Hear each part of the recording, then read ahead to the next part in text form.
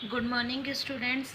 पिछली कक्षा में मैंने आपको बताया था कि कोई भी समांतर श्रेणी के अगर दो पद दे रखे हैं तो उन्हें कैसे हल किया जाता है। दो पद दे रखे हो और उससे तीसरा पद कैसे ज्ञात किया जाता है। इसके अलावा मैं आपको ये भी बता चुकी हूँ कि आपका अगर समांतर श्रेणी दे रखी है, कोई समांतर श्रेणी दे रखी है जैसे 5, 10, 15, ठीक है, ऐसे कोई समांतर श्रेणी दे रखी है और उसमें वह पूछ ले कि 50 है, इसमें आगे कोई ना कोई पद आते जाएंगे कि 50 कौन से पद पर आता है, कौन सा पद क्या होगा 50, अर्थात जैसे 5वां पद है वो कौन से स्थान पर है, पहले पर। 10वां जो संख्या है वो कौन से स्थान पर है, दूसरे पद पर। 15 है तीसरे पद पर। इसी तरह वह पूछा जाए कि 50वें कौन से पद पर आएगा। तो मैं आपको तरीका बता चुकी हूँ कि उसको हमेशा जब भी किसी भी पद के बारे में पूछे कि कौन से स्थान पर आएगा, कौन से पद पर आएगा, तो आप उस वाले जो भी संख्या है उसको मान लो हमेशा nवां पद, हमेशा अंतिम पद मानो। अंतिम पद का फिर आपको सूत्र पता ही है, अंतिम पद का क्या होता है सूत्र, an बराबर a plus n minus 1 into D, ये होता है अंतिम पद का सूत्र। तो आप अंतिम पद का सूत्र लगा के और उसको हल कर सकते हो। फिर इसी प्रकार आपसे पदों की संख्या पूछा जा सकता है कि समांतर श्रेणी में दे दे वो अंतिम पद, कि अंतिम पद है 55, तो आपको ये कोई समांतर श्रेणी दे रखी इस प्रकार की और उसमें लिख दिया वो अंतिम पद 55, लास्ट का पद दे दिया और उसके बाद श्रेणी को खत्म कर दिया, तो वो पूछ ले कि इसमें पदों की संख्या ये कुल कितने पद है, ठीक है। तो आप वही अंतिम पद मानो कि ये जो लास्ट का अंतिम पद होता है, अंतिम पद मान लिया हमने nवां पद या अंतिम पद, एक ही बात है, nवां पद या अंतिम पद मान लिया 55, ठीक है। फिर 55 जब माना तो उससे फिर सूत्र लगा के हम n मतलब पदों की संख्या ज्ञात कर सकते हैं। और आपको मैंने बताया भी था कि a क्या होता है प्रथम पद, n क्या होता है पदों की संख्या, d क्या होता है सार्वंतर और an होता है nवें पद पर एक, ठीक है, nवें पद का मान, nवें स्थान पर कौन सी संख्या आ रही है समांतर श्रेणी में, वो होता है, ठीक है। अब आपको अगर कोई सवाल इस प्रकार से दे रखा हो, मैं आपको इसका एक तरीका बता चुकी हूँ, दोबारा और दूसरे सवाल में आप देख लीजिए कि किसी समांतर श्रेणी के तीसरे और 9वें पद क्रमशः दे रखे हैं, दो पद दे रखे हैं कि तीसरा पद दे रखा है 4 और 9वां पद दे रखा है 8, सॉरी -8, तो वो पूछा है कि इसका कौन सा पद शून्य होगा। कौन से पद से मतलब है, वह पूछ रहा है कि कोई समांतर श्रेणी बनी हुई है उसमें तीसरा पद दे रखा है 4 और 9वां पद -8 है, तो 0 कौन सा पद होगा, अर्थात 0 कौन से स्थान पर आएगा, ठीक है। तो उसके लिए क्या मान लेंगे, आपको मानना पड़ेगा कि 0 कौन से स्थान पर, जैसे आपने समांतर श्रेणी दे रखी है और उसमें पूछ ले कि 50वें स्थान पर 50 कौन से स्थान पर आएगा या कौन सा पद 50 होगा, तो आपने जिस तरह से किया था उसी तरह से इसमें करना है। लेकिन समांतर श्रेणी के लिए आपको समांतर, इसकी पूरे के लिए समांतर श्रेणी तो पता होनी चाहिए, तभी तो आपका अगर समांतर श्रेणी में आपको पहले प्रथम पद पता होना चाहिए था, फिर आपको सार्वंतर पता होना चाहिए, उसके आधार पर आप उस पद पता लगा सकते हो कि कौन से स्थान पर आएगा। इसके लिए भी आपको सबसे पहले क्या पता होना चाहिए, प्रथम पद और सार्वंतर, तब हम इसे मान लेंगे कि शून्य कौन से स्थान पर आएगा, nवें स्थान पर, nवें स्थान पर आएगा, तब आप उसका मान n का मान निकाल सकते हो। तो कैसे करेंगे कि माना किसी समांतर श्रेणी का, माना किसी, जो आपको समांतर श्रेणी दे रखी है, अगर कोई समांतर श्रेणी है तो उसका प्रथम पद भी होगा और उसमें सार्वंतर भी होगा। तो माना किसी समांतर श्रेणी का प्रथम पद a तथा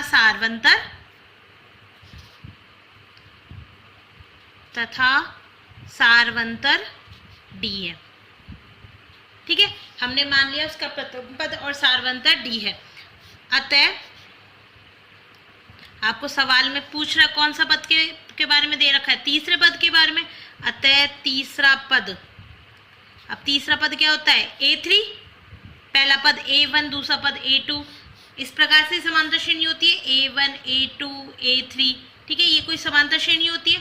तो तीसरा पद a3 बराबर क्या हो जाएगा, a प्लस n की जगह 3 माइनस 1 इंटू डी, सूत्र होता ही है an बराबर a plus n minus 1 into D, यही फॉर्मूला होता है, यही सूत्र होता है, ठीक है। हमने n की जगह क्या मान रख दिया 3, क्योंकि हमें तीसरा पद का मान दे रखा है। तीसरा पद कितना है, कितना दे रखा है उसमें 4, तो 4 बराबर a, तो हमें पता ही नहीं है प्रथम पद a, फिर 3 - -1 इंटू 2 और ये कितना आ गया d। तो ये मान लिया हमने पहली इक्वेशन। जिस तरह से मैंने आपको क्लास में बताया था कि कैसे आपको समीकरण बनानी है, तो हमको जो तीसरे पद का मान दे रखा है उससे हमने एक पहली समीकरण बना ली। फिर दे रखा है कौन सा पद, नवा पद। नौवा पद अर्थात कितना हो जाएगा a9 मतलब a प्लस 9 - 1 इंटू डी। निकल गया। a9 का मान कितना दे रखा है, -8, यही दे रखा है उसने। तो a प्लस 9 में से 8 गए तो 9 में से 1 गए तो 8 और तो कितना आ गया -8 बराबर a प्लस 8d। तो आपकी ये कौन सी समीकरण बन गई, पहली और दूसरी। ठीक है, पहले और दूसरे समीकरण से सबसे पहले आपको क्या निकालना पड़ेगा, प्रथम पद a का मान और दो का मान। आपको पता भी है कि दो समीकरण दे रखी है और दो ही अज्ञात राशि दे रखी है। जब भी दो अज्ञात राशि दे रखी होगी तो दो ही समीकरण दे रखी होगी जिसी से आप मान निकाल सकते हो। यहाँ पर दो अज्ञात राशि कौन कौन सी है, a का मान भी नहीं पता और आपको d का मान भी नहीं पता, तो दोनों का मान निकालना है। तो क्या करोगे, मैं अगर समीकरण 1 में से 2 घटा दूं तो आपका मान आ जाएगा, या फिर 2 में से 1 घटा लो क्योंकि 8d बड़ा है और 2d छोटा है, तो a दोनों में समान है। अगर समान है तो अपने आप घट जाएगा, a से a कैंसिल हो जाएगा। तो मैंने क्या किया, समीकरण 2 में से, आप किसी भी विधि से कर सकते हो, ठीक है। तो समीकरण 2 में से समीकरण 1 को घटाने पर, क्योंकि मेरे को घटाने पर a में से a घट जाएगा, 0 हो जाएगा। तो पहले दूसरी समीकरण क्या है, a प्लस 8d बराबर कितना हो गया, -8, और दूसरी समीकरण a प्लस 2d बराबर 4। घटाओ माइनस, ये चिन्ह चेंज और ये भी माइनस। ठीक है, a में से a गया तो 0, फिर 8d में से 2d गया तो कितना हो जाएगा, माइनस के 6d, सॉरी प्लस के 6d। ठीक है, चिन्ह चेंज हो गया, और -8 और -4 कितना हो गया, -12। तो यहाँ से हमें समीकरण मिल जाएगी कि d बराबर हो गया -12। ये 6 जो गुणा में था या क्या आ गया, भाग में, तो -12/6 तो कितना हो गया, -2। तो d का मान कितना आ गया, -2 आ गया। फिर उसके बाद d का मान क्या, कोई सी भी क्वेश्चन में रख लो, कोई भी समीकरण में रख लिया। d का मान समीकरण 1 में रखने पर, d का मान समीकरण 1 में रखने पर, समीकरण 1 क्या है, a प्लस 2d बराबर कितना है, 4। a का मान तो आपको ज्ञात करना ही है और d का मान हमने निकाल ही लिया, -2 बराबर कितना हो गया, 4। तो a माइनस कितना हो गया, ये 2 दूनी 4, माइनस का 4 बराबर 4। अब किसका पक्षांतरण कर दिया, 4 का पक्षांतरण करने पर, तो a बराबर कितना हो जाएगा, 4 + 4 बराबर कितना आ गया, 8। यहाँ क्या किया हमने, 4 का बाएं पक्ष से दाएं पक्ष में पक्षांतरण करने पर, बाएं पक्ष से दाएं पक्ष में, दाएं पक्ष में पक्षांतरण करने पर, आपको पता है पक्षांतरण करने पर किसी भी पक्ष से दूसरे पक्ष में जाने पर पक्ष चिन्ह का मान चेंज हो जाता है। तो a कितना आ गया हमारा, 8। a का मान मिल गया, d मिल गया, मतलब क्या मिल गया हमें, सारवंतर और प्रथम पद। सारवंतर और प्रथम पद मिल गया। फिर हमसे क्या पूछा गया है, तो इसका कौन सा पद शून्य होगा। मान लेते हैं हम कि माना n-वा पद, आपको पता है मैं बता चुकी हूँ कि n-वा पद मान लिया। माना n-वा पद कितना होता है, an शून्य है। ठीक है, मान लेते हैं कि माना n-वा पद an शून्य है। ठीक है, n-वा पद शून्य है तो an बराबर क्या होता है, a plus n-1 into d, यही होता है। an तो हमने कितना मान लिया, n-वा पद शून्य, तो an का मान रख दिया हमने 0। फिर a का मान हमने निकाल लिया, कितना आ गया, 8, प्लस n तो हमें ज्ञात करना ही है, कौन से पद पर है, तो n तो ज्ञात करना ही है। d का मान कितना हो गया, -2। पक्षांतरण करो, हल करो इसे, 8 इधर लेके आए तो कितना हो जाएगा, -8। फिर इसको गुणा कर दिया अंदर तो कितना हो जाएगा, या फिर आप -2 का भाग भी दे सकते हो, अंदर गुणा कर दो, -2n प्लस का 2। फिर -8, ये प्लस का जो 2 है इधर आके माइनस का 2, तो बराबर कितना हो गया -2n। तो ये हो जाएगा -10 बराबर -2n। तो n बराबर कितना हो जाएगा -10 बटे -2। तो कितना आ जाएगा 5। तो n का मान 5 आ गया। अतः कौन सा पद, पांचवा पद, हमने यही माना कि पांचवा पद 0 है। और अगर इसी सवाल में अगर ये पूछा जाए कि आपकी समांतर श्रेणी कौन सी है, अगर यही सवाल दे रखा हो कि आपको 2 पद दे रखे हैं, 2 पदों से आपको सारवंतर और पहले आपको प्रथम पद ज्ञात करना है। ज्ञात करने के बाद इसी सवाल में जिस तरह से ये पूछा गया है कि इसका कौन सा पद 0 है, इसकी जगह ये बोल दूं कि अगर इसकी समांतर श्रेणी क्या होगी, तो समांतर श्रेणी ज्ञात कीजिए। तो कैसे निकलेगी, ए और डी दे रखा हो तो समांतर श्रेणी ज्ञात करना मैंने आपको बता ही दिया था कि जब भी अगर प्रथम पद और सारवंतर दे रखा हो, अर्थात ए बराबर दे रखा है 8, डी बराबर दे रखा है -2, अतः समांतर श्रेणी की क्या हो जाएगी, प्रथम पद 8। फिर द्वितीय पद निकालने के लिए क्या करते हैं, a प्लस डी। तो 8 में कितना जोड़ दो, 8 - 2 बराबर कितना आ गया 6। फिर उसके बाद आगे कौन सा, फिर 6 - 2 वापस सारवंतर जोड़ दो, कितना आ गया 4।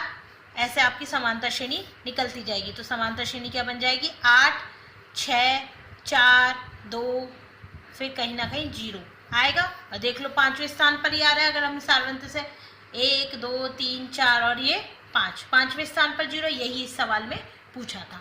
ठीक है, तो आप समांतर श्रेणी भी ज्ञात कर सकते हो।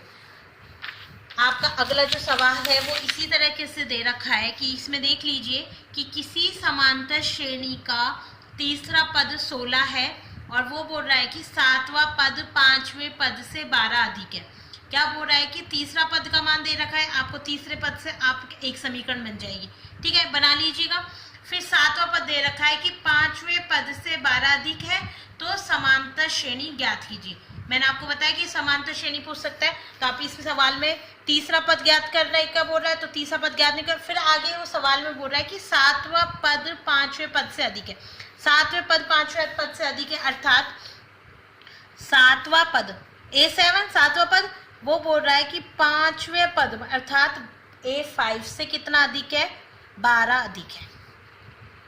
7वां पद 5वें पद से 12 अधिक है। बन गई इक्वेशन, समीकरण। इसको हल कर लो। A7 - A5 बराबर कितना आ गया 12। A5 का पक्षांतरण कर दिया। अब आपको A7 का मान भी पता है, क्या होता है, A + 7 - 1 × D, यही होगा 7वें पद का मान। ठीक है, फिर 5वां पद का मान क्या हो जाएगा, A + 5 - 1 × D बराबर कितना दे रखा है 12। बस इसको हल कर लो। तो A + 7 - 1 × D 6D minus A, फिर माइनस बाहर है तो यहाँ भी माइनस, और ये 5 में से 1 गए तो कितना हो गया 4D बराबर कितना आ गया 12। तो क्या बन जाएगी इक्वेशन, A तो कैंसिल हो जाएगा, A से A चला गया। देखो तो 6D में से 4D गया तो कितना बचेगा 2D से कितना हो गया 12। तो D बराबर कितना हो जाएगा 12/2 मतलब 6। तो आपका जो सारवंतर तो एक ही समीकरण से निकल गया। सारवंतर 6 मिल गया। और दूसरी समीकरण क्या थी कि A3 तीसरे पद का मान दे रखा है कितना, तो A + 3 - 1 × D, तो A + 2D। और तीसरे पद का मान कितना दे रखा था आपको सवाल में, 16 दे रखा है। तो 16 बराबर A + 2D। फिर A का मान तो आप ज्ञात करना ही है, और D का मान रख के आप इससे प्रथम पद ज्ञात कर सकते हो, और आपका सारवंतर मिल गया। प्रथम पद और सारवंतर से आप समांतर श्रेणी बना सकते हो। ठीक है, इस प्रकार से इसको हल करके देखना, और अगर नहीं समझ में आए तो मुझसे पूछ लीजिएगा।